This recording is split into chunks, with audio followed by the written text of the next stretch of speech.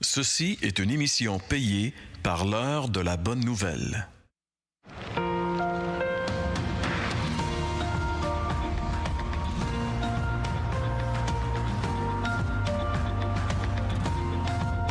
Changez d'attitude et croyez à la bonne nouvelle.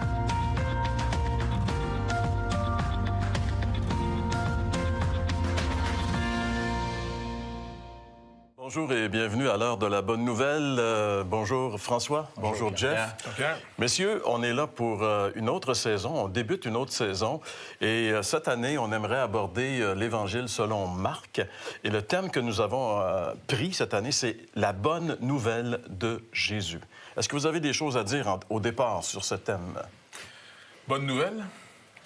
Si une bonne nouvelle, ça annonce quelque chose qui était mauvais avant. C'est ça, nécessairement. Moi, je dis souvent, l'Évangile, c'est deux nouvelles. Il y a une bonne puis une pas bonne. La pas bonne, pour que la bonne ait un sens, la pas bonne doit être là avant, comme on vient de dire. Et cette pas bonne nouvelle-là, c'est que devant Dieu, je suis coupable et je suis faite. Bonne nouvelle, il y a une solution à ce problème. Et ce qui est intéressant aussi, c'est le terme grec euangelion, drôle de mot, mais ça veut dire une nouvelle agréable, une nouvelle qui rend joyeux. C'est vraiment une bonne nouvelle. Tu sais, il y avait un cantique, un vieux cantique pour les plus vieux qui nous écoutent, là, nouvelle agréable. Tu sais, c'est un cantique de Noël. Vous le connaissez pas, mais vous auriez intérêt à remonter dans le temps. Non, mais c'était basé sur justement l'annonce de cette bonne nouvelle. C'est une nouvelle qui rend les gens heureux, qui rend les gens, qui changent les vies, justement. Il y a tellement de gens qui sont malheureux dans notre monde, c'est incroyable. On voit des phénomènes qui se produisent avec toutes sortes de drogues, de nouveaux phénomènes, fentanyl, etc. On essaie de trouver des solutions. Et pourquoi est-ce que les gens vont vers ces paradis artificiels? Pourquoi est-ce que les gens ont des problèmes de dépendance de toutes sortes? Parce qu'il y a quelque chose à l'intérieur qui ne marche pas. Ils ont besoin d'une bonne nouvelle, d'une nouvelle joyeuse, d'une nouvelle qui transforme la vie. Et justement, cette bonne nouvelle, c'est celle dont nous allons vous parler au cours des prochaines semaines, ici à l'heure de la bonne nouvelle. En réalité, la bonne nouvelle, c'est la personne de Jésus. C'est une personne qui est venue dans notre monde pour justement transformer les vies. Parce qu'on avait besoin de transformation. On a encore besoin. Et chaque personne qui rencontre Jésus sérieusement va expérimenter cette transformation et sa vie va être vraiment changée. Et c'est ce qu'on désire pour chacun d'entre vous qui écoutez ces émissions. Et nous sommes persuadés que tout au long de cette série, alors que nous allons suivre Jésus dans différentes situations, vous allez justement vous tourner vers lui pour expérimenter cette vie nouvelle. C'est ce qu'on vous souhaite. Et François, justement, t'es allé voir les gens pour leur demander justement si Dieu existait. Ouais. Non, c'est l'événement le plus important de l'histoire. Ah, oui, parce qu'au fond, Jésus, pour nous, c'est l'événement le plus important de l'histoire. Et là, j'ai voulu savoir qu'est-ce que les gens pensaient, pour eux, quel est l'événement le plus important de l'histoire. On écoute ça, c'est intéressant. On écoute. Quel est pour vous l'événement le plus important de l'histoire de l'humanité?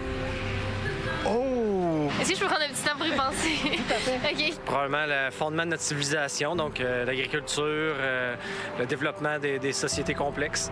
L'invention du feu. L'aviation. Le plus important serait peut-être la découverte de l'Amérique. D'avoir eu les voitures. Le passage au christianisme. L'invention de l'écriture. Le retour de Jésus-Christ. Selon moi, c'est genre le Big Bang, parce que c'est quand même le début de la planète, là, de l'univers. Le plus important, je sais pas, l'évolution. Je dirais c'est l'homme, la nature, la création de l'homme.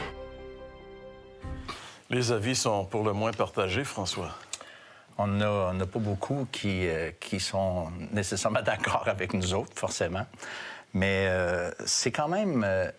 je trouve la vérité, le Jésus qui est venu, là, il a vraiment bouleversé le monde. Il a changé et transformé des vies avec l'Évangile, mais il a laissé aussi des valeurs incroyables qui ont vraiment impacté la société. J'écoutais l'autre fois un homme qui se prétend athée, qui se dit athée, et puis qui donne des conférences. Et puis le gars, il demande, les gens souvent, ils disent, ben moi, je suis aussi athée, je crois pas en Dieu, mais il dit, j'ai des valeurs. Et lui, le gars, il dit, OK, où tu les as pris, tes valeurs?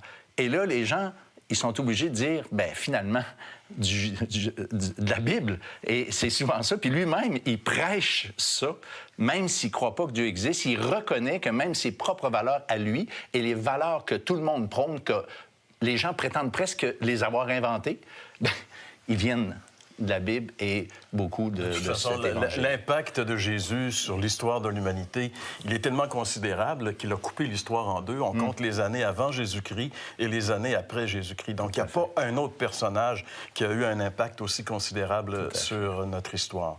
Merci, François, pour ce Vox Pop. Dans un petit instant, on va vous accompagner. On vous amène avec nous pour découvrir ce premier message sur l'Évangile selon Marc.